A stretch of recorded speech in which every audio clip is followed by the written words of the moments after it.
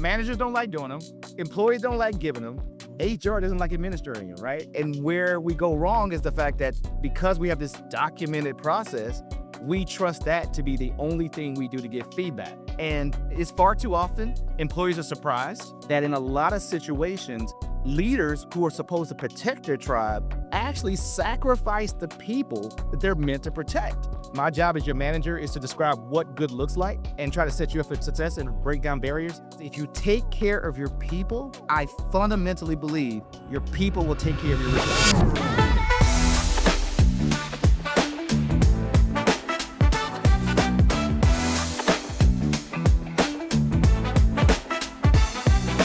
Njsane. What company is it? American Bureau of Shipping. American Bureau Oh, of Shipping. do you mind taking my phone and taking some pictures? Thank you so much. Get Njsane's good side. She can only do what she's working with. All right. So how's SHRM 26 treating you? Oh man, it's great. It's busy. Yeah. I've been on a couple of podcasts, and I have a session tomorrow at 10:45. I actually have like a really cool panel. Oh. So, Pete, Do tell. oh, listen. Yeah, do tell. All right. So I'll be moderating a panel with the VP of HR for Dolce & Gabbana. Oh, wait, there's more. The CHRO of the Atlanta Braves. Ooh. And the CHRO of Carnival Cruise Line. All right. So how'd you get this spot? That's a nice spot to be in. Listen, man. So It's not going to be as exciting as I saw him. oh no. It's all downhill from here. Uh-huh. I mean, I know we're headlining the show here, but No, it is all. Am I close up to the mic? Yeah, Okay, good. Yeah, no. Yeah, this is all downhill. All right. we'll find out after it records. That's how it works. In fact, let me make sure I hit record. We're good. Yeah. So yeah, no. I think it all kind of started in Dallas when I talked to William, and I was on a panel with the head of HR for Keurig Dr Pepper and Omni Hotels, and Jim Blink was the moderator. He always leads these most amazing panels. We totally rocked it, and he said, "Hey, why don't we run it back in at SHRM?" I said, "Say less." Do it. And you had no idea who was going to be on the panel? No, I knew. Oh, I knew. Well, that was the writer. He had to know who resigned. wait. First tell me who, and then Yeah, I mean, No, he wasn't going to do the podcast until he heard you were on it. Well, He's like, no M&Ms, Amy, I'm cool. they have to be green M&Ms only. No Really? M&Ms. We'll say, well, this is how we're going to tell Christine listens to the podcast. yes. I asked for M&Ms. I didn't get M&Ms. Now, we're not going to tell her, and we're going to see if she listens to the episode. There you go. Yeah. For everyone else that's not here, this is Njsane. All right. So Njsane, all right. So congratulations. You're going to get a great panel tomorrow. What do you think the hot topic of HR is here while you're here, or maybe even what you're going to be talking about tomorrow? What do you think the hot topic? Well, I mean, there's a lot of topics in terms of dealing with people because it's with all the industries and the geopolitical tensions and the economy and everything going just pick your poison, right? And each industry is facing something different. Tomorrow we're going to be talking about kind of the architecture of the frontline worker and how that's evolved, the whole sense of doing more with less. We're going to talk about the challenge of the fact that most frontline supervisors, it used to be they had between 5 to 6 direct reports. Now it's nothing to see an org chart with like 15 direct reports. And we all know the benefit of diminishing returns, right? And performance reviews. Oh my God. That's my least favorite part of management, and you have to do 15 of them. Yeah. It's, Let's talk about performance, because I want to get into leadership. Sure. But performance reviews, where are we getting this right? You know what? There's not a lot we're doing right. Which is why I asked that question. Listen, Because now we can move on. right? Dun, dun, dun, dun, dun, dun. Yeah. I was trying to be positive. No, I mean, listen, here's the thing. Managers don't like doing them. Employees don't like giving them. HR doesn't like administering them, right? So it's just like, So why do we do them? well, because we're crap at giving regular feedback. So you see all these companies like Google and other companies that put in magazines that we're no longer doing performance reviews. And everybody likes to run to those. Yeah. But that's fine, but you do have to give feedback. It only works if leaders give consistent feedback. And where we go wrong is the fact that because we have this documented process, we trust that to be the only thing we do to give feedback. And it's far too often employees are surprised, right? They go a whole year. I sit down and I say, hey, Ryan, So we had a few challenges last year, and you're like, what are you talking about? It's all I'll good. work my butt off, right? It's like getting up in the mornings.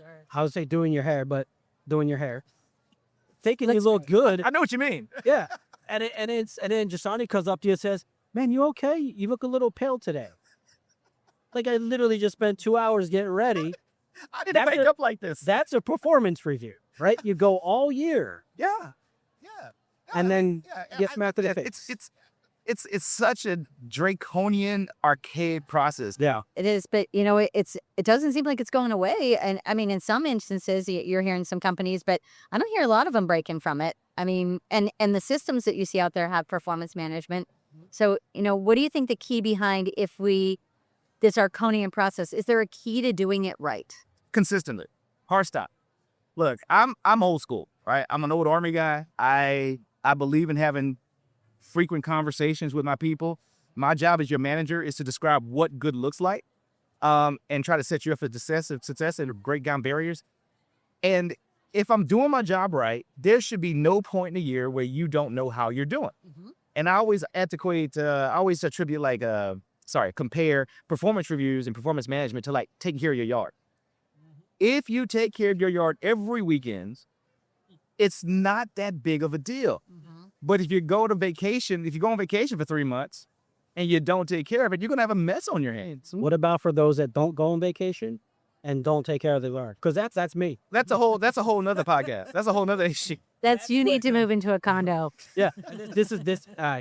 I would gladly pay an HOA fee to not have to do that. I do not do my yard. I just don't. My wife laughs at me. I do not care. My time on Saturday is worth more. I will pay the guy $35-$40. That is the best money I spend every week. So funny story before we get into leadership. Yeah. So 2 things. My wife canceled the lawn service, sissy. So I'm gonna look at you. Right? Let's cut in here. She can't $40 a week, and she canceled her. So why? She said, well, we could do that. We have 3 kids, and they could do that. Not one of the kids have touched the lawnmower, which we had to borrow because I refused to buy one because I know this isn't going to last. So we borrowed a lawnmower that my neighbor doesn't use because, he uses the lawn service that we use because we referred them to them, and she cuts the lawn every week. Your wife does? Yeah. I'm not, I got the allergies and all that. Oh, stuff. yeah, sure. I know. It's allergies. And I'm like, I feel bad, but it is kind of funny watching her mow because I know she hates it. She says she loves it. I know she hates it. I'm going to change your scenario to housekeeping. Like I said, there's one thing I would never give up. I will bring in I'm not going to spend my weekend cleaning my house. Like, nope, I don't want to do it. I will work as much as I can or get a second job to have somebody come clean my house. Yeah. So I was going to say bad leadership. It's bad leadership. Yeah. Where are we getting leadership wrong? Again, all over the place. All over the place. Look, again, I'm a meat and potatoes guy. I'm a small country guy. I'll call it like I see it. There are way too many situations where a bunch of folk with a bunch of really impressive titles don't lead, right? In the Army, you got a slogan: lead, follow, get the hell out of the way, right? Yeah. And there's a lot of folks who need to make that decision. We don't lead. Simon Sinek, we had him today, right? Yeah, I didn't get to see him. Oh, dude, look, you missed a life-changing event. So Simon Sinek is one of my heroes. I get my mantra from him. If you haven't read his book, Leaders Eat Last, Yep. that is the Bible for many professionals who are about positive work cultures. And what he talks about is so fundamental. He talks about the origin of leadership. He was like, before there were board of directors, before there were shareholders, when we were just 100 people tribes hunting and gathering, we elevated people to leadership. Right? There was no shareholder equity, but we did it back then with our Neanderthal brains. We knew there was a need for us to take people and elevate them. Why? Right? And the reason was because there was a social contract that said, if I elevate you to this position and give you the perks of leadership, then when there's a threat, you will protect the tribe. And what we see now is, and it's all this stuff you see on social media about, we hate success and we hate management. BS. I don't believe it's about beating up on success, but it's because the worker today feels that contract has been broken. That in a lot of situations, leaders who are supposed to protect their tribe actually sacrifice the people that they're meant to protect. And so therefore, we have mentally decided to refuse to let you lead you.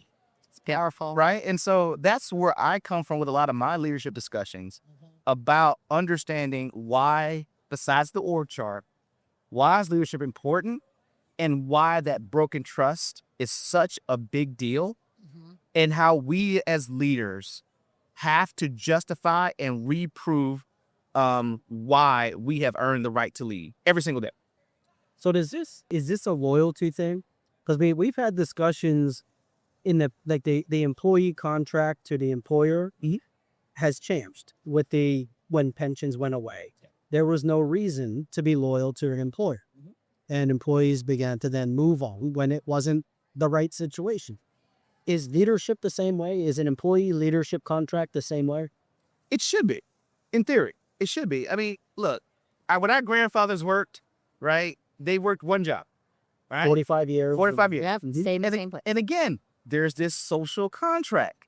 If I give to you my 40 years of my prime, at the end of the day, I should be able to retire with dignity, still provide for my family, and enjoy the final phase of my life. And somewhere along the way, we've started sacrificing that for shareholder equity. And don't get me wrong, shareholder equity is really important, especially for a publicly traded company. You got to keep the lights on. You got to pay bills. Most companies are for profit. We're not all social workers here. So I'm not trying to disparage that. But not every decision that leaders make have to be about, moving the needle to that point where you start eroding loyalty. Because you think about it. You look at the kids now. I say kids, but like I'm Gen X. And so the millennials. And they watched their families go through the recession of 2008. They watched their families, their mothers and their fathers, who gave 15, 20, 25 years of their life gone. Now, it's not necessarily that particular company's fault because the entire economy fell out, but they learned by watching their parents crying at the dinner table, not to trying to figure out how we're going to keep the lights on, that loyalty does not exist. So then if loyalty doesn't exist, we took away pensions, that the long-term benefit, they tell you at any point in time, we can let you go for any reason, but then we as leaders have the audacity to demand loyalty from our employees. Where's the reciprocity in that? Exactly. I've had so many questions. I know. I was sitting here rethinking all my life decisions today. They were like choices. How did I end up at this desk? I was like, what am I doing right now? Like, But look, again, I don't want to paint a doom and gloom, right? Because loyalty and respect are two ways, right? Employees have an obligation too. Because there's some employees out here who are like, well, I don't want to do this and I don't want to do that. And I'm like, you do know this isn't pro bono work. Right. We are paying you a salary. It's not always going to be a democratic process. Yeah. But it's kind of like, so who starts first? Who starts reinvigorating that trust factor and justifying loyalty? Because it still exists. I was actually talking to, I was at the hotel, the Hyatt across the street. I ran into a Southwest pilot. And he's not unique. I asked him how long had he been working at his company. So I've been there for 20 years. I said, really? It seems like with Southwest and some of these pilots, that's a big deal. Why is it a big deal? It's not because of leadership. Leaders are so strategic and I believe in their vision. People are still sticking around because they're now loyal to their coworkers. I'm now loyal to the folks I work with. And that's where we put our trust in. So when you start laying people off, you may be killing the one thing that's keeping your employees at that desk. Yeah. Well, I've said it more than one time in my life that my friends, I have friends at work, or my work is my family sometimes. I mean, I've gotten that close to people. They know they've been through your ups and your downs, and work is sometimes an escape from home and what's going on. And, you do create those relationships. And it is, sometimes, I had a friend that was laid off and I got mad. And I was gone from the company that we worked for. I'd actually moved on, but she goes, going, I was like, what did they, like, I was upset. How dare they? How dare they? And she is like, you're taking this worse than me. And I was like, but I've seen how much that somebody's put into that particular job that, you start to take things personal, but I can see that. And let me ask you a question. So did you also experience like survivor's guilt? 100%. Yeah. So that's also a thing. Yeah, there's one of our best friends that's still at that company, and goodness gracious, she's like, I'm on an island, I'm by myself, I miss all of you and that. But she felt bad because she wasn't doing anything different than this person was doing.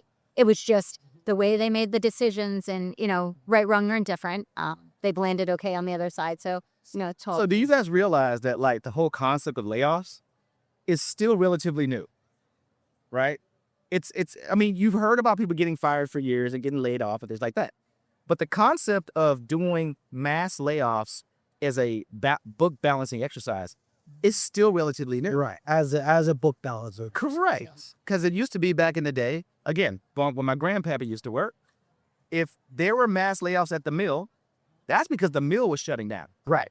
There was a reason for it. And it was a reason for it. And then it's somewhere along the way, the whole Wall Street, mentality kind of crept into the private companies. Yep. And they were like, oh, wow. And so instead of layoffs being a matter of last resort, far too often leaders use layoffs as the first lever to pull to balance the books. So I got a question. I want to go back to employees and trust.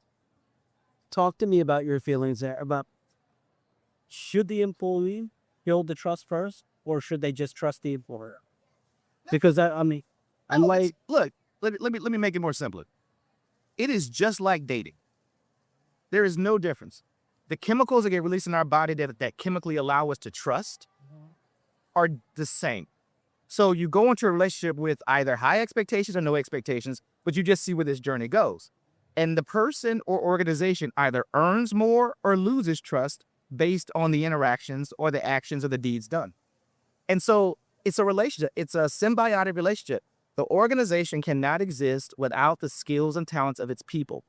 The people are working at that organization because it provides a manner for them to provide for their family. And so when one side thinks they're entitled, that's where things start falling off a cliff. And employees do the same thing. Leaders get complacent. We do it in relationships. The person's always around. Ryan, somebody's good at your job. What do?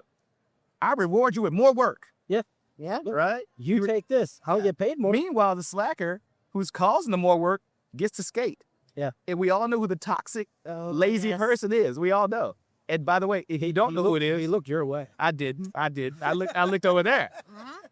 No, but if you don't know who it is, it might be you. But it's a mutual benefit. And we as leaders have to get off our high horse and all these bonuses and all these things there is nothing wrong with money. I like money. We all like money. Money lets me do things. But we have to get off our high horse and quit chasing these things that erode our trust. Because if you take care of your people, I fundamentally believe your people will take care of your results. Yeah, absolutely. Let me ask you this. Is there a different expectation at different levels of leadership? Absolutely. Middle managers versus first-time managers versus senior leaders? Absolutely. I've seen it. I mean, I've been in HR for, almost 25 years. And unfortunately, and sometimes it's just human bias. All right. It's just good old fashioned human bias. There's no real ill content, but you notice how an admin is late for work. Next thing you know, she's written up, she's put on a performance improvement plan. And then if it continues, she gets fired. However, the BD guy who probably should have been fired a long time ago, he's still sticking around. Yeah. Like, how's this guy still have a job?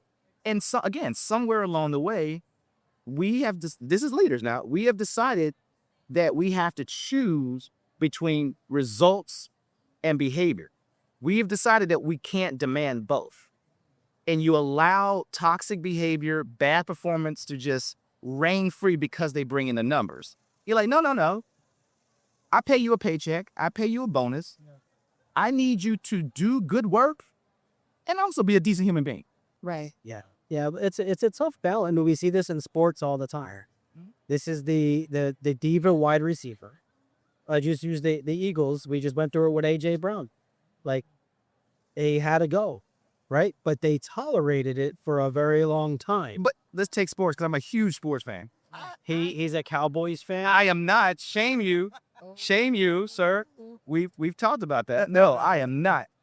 But here's the thing, even in the sports arena, because I'm actually friends with a number of HR folks in the sports world. You have a panel coming up? Yeah, I do.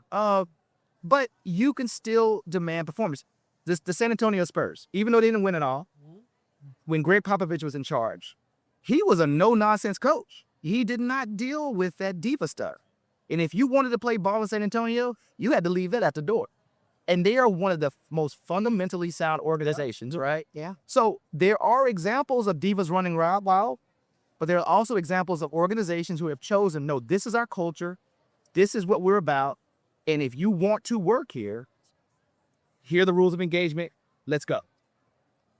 Njsane, this has been amazing. Hey, thanks for the I'm just opportunity. jealous I can't sit in on the panel because we're going to be here. And you're going to be on a flight.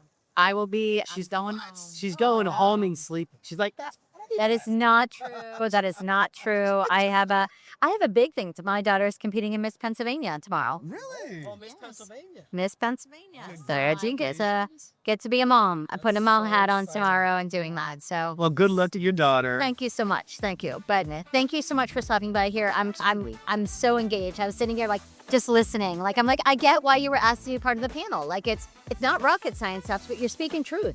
Right? You're speaking truth that, you just got to put together. It's not hard, you just got to give it down. Yep. All right. Thank you guys. I appreciate it. But All right. okay. Thanks so much. Appreciate it.